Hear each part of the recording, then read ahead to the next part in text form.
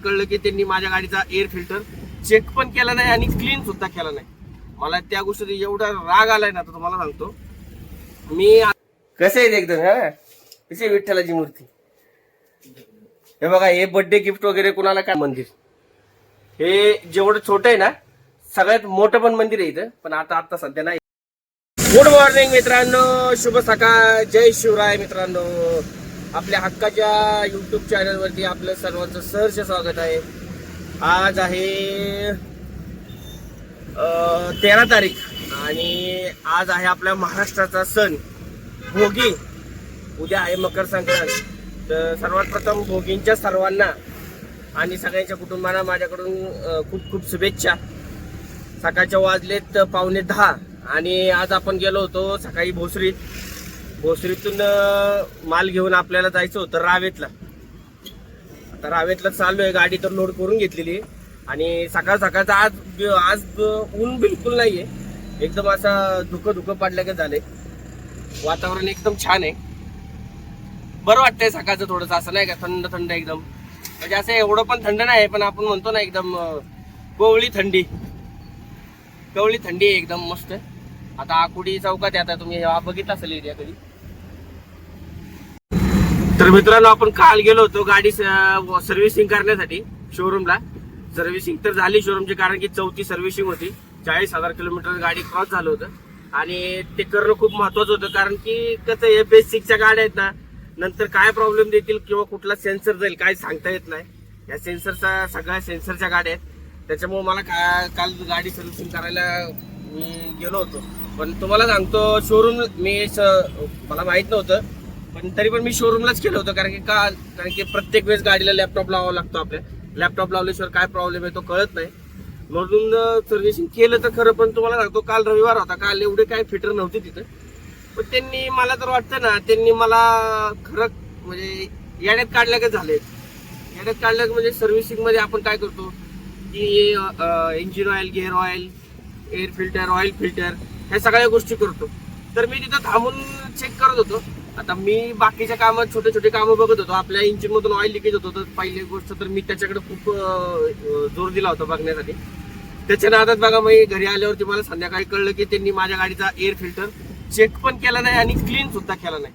मला त्या गोष्टीचा एवढा राग आलाय ना, तर तुम्हाला सांगतो मी आज त्यांच्याकडे जाणार आहे. आता आपण तिकडे पुण्यात गाडी घेऊन गेलो की तिकडे जाणार आहे आणि त्यांना ही गोष्ट बोलणार आहे. का? कारण की मी पैसे पेड केलेत सर्व्हिसिंगचे आणि फ्रीची सर्व्हिसिंग नाही, ही पेड मधली सर्व्हिसिंग होती. सर्व्हिसिंगचा खर्च मला जवळपास आला एक 5,000 रुपये. म्हणजे थोडेसे खालचे स्टिअरिंग रॉडचे पुश वगैरे थोडे गेले होते.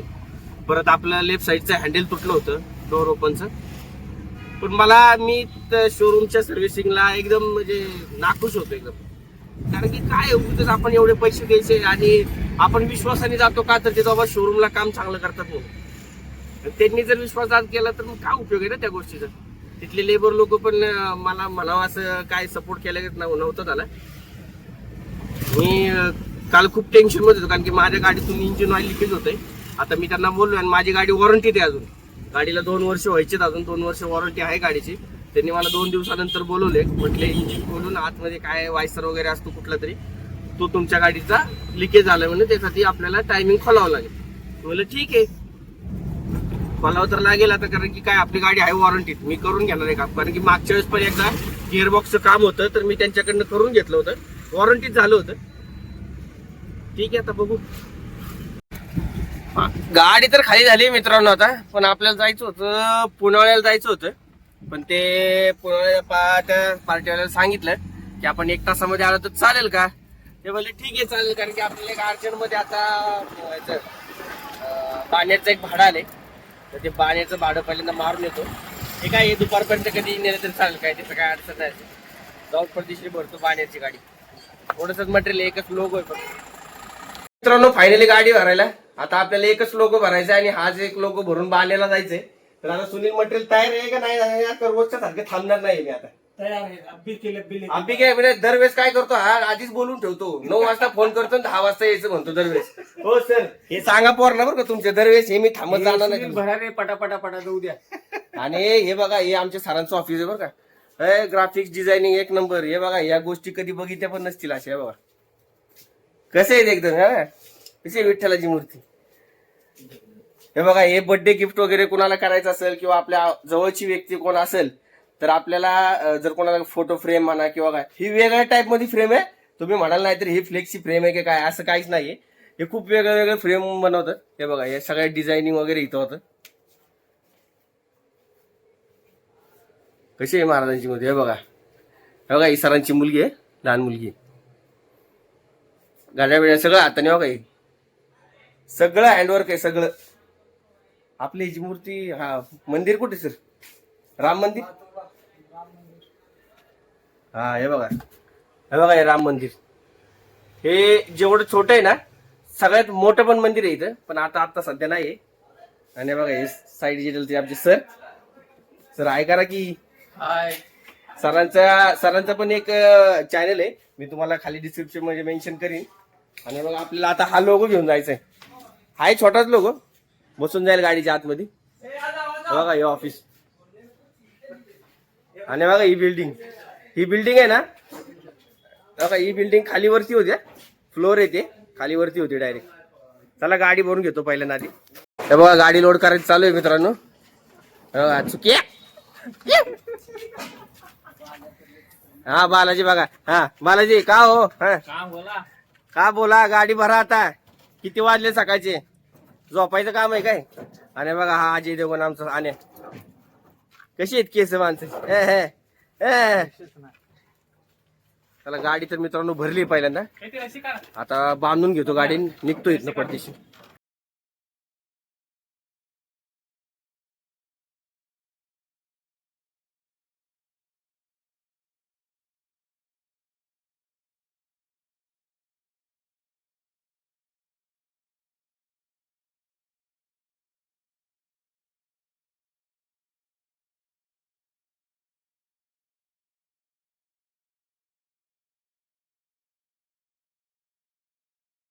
कडला आता तर जायचं होतं पुण्यावाड्याला, पण अचानक चाकांचं भाडं आलं एक बांबोली वासोली फाटा. मग आता तिथं आलोय गाडी खाली करायला. हे बघा, ही कंपनी आहे मागं. आणि हे मटेरियल आहे, दिसतंय की नाही काय, सोलरचं मटेरियल आहे. सोलर पॅन असतील ना, त्याचे स्ट्रक्चर आहे. ते स्ट्रक्चर बसवायसाठी घेऊन आलोय. काय पडदेशीने गाडी भरली, लगेच खाली पण बघा, हा नजारा आहे. कंपनी आहेत सगळ्या. ही कंपनी आणि आपली गाडी. चला गाडी खाली करून घेतो पटपट. तर फायनली मित्रांनो, आपली पुनावळ्याची गाडी खाली झालेली आहे. तर पुनावळ्याच्या ट्रिपच्या अगोदर आपण एक ट्रिप मारली होती. डांगे चौकातून भूमकर चौकामध्ये थोडं मटेरियल होतं अर्जंट, ते घेऊन जायचं होतं. ते घेऊन आलो. त्याच्यानंतर पुनावळ्याची गाडी भरली. गाडी भरून खाली झाली. एवढं कंटाळलोय ना खरंच मित्रांनो, सांगतो मला. डोकं बिकं खूप दुखते आज लवकर घरी जाणार आहे. बघू आता, अजून एक ट्रिप आहे यांची. त्याच्यानंतर तातोड्यातून अजून एक मटेरियल घेऊन जायचं मला. पण मला तर काय वाटत नाही मी आता ह्याच्यानंतरच्या ट्रिपला येईल. भले शक्यतो गाडी भरून ठेवल आणि मग उद्या सकाळ येईल. बघू आता काय म्हणतायत पार्टीवाले त्यांच्या हिशोबाने. चला बघू, मी फोन तर करून बघतोय. हे बघा मित्रांनो, गाडी आपली लोड झालेली आहे पुनावळ्यासाठी. तुम्हाला सांगतोय बघा, ग्रिल भरल्या सगळ्या. कशात ग्रिल भरल्या सगळ्या. हे शॉप आहे. आणि आता फायनली आपण आता गाडी भरून इथून ठेवलेली आहे. आता आपण ही गाडी तशीच ठेवणार आहे आणि ही गाडी घेऊन आपण घरी जाणार आहे. घरून आपण गाडी लोड करून सकाळी जाऊयात म्हणलं. त्याला म्हटलं सकाळी जातो.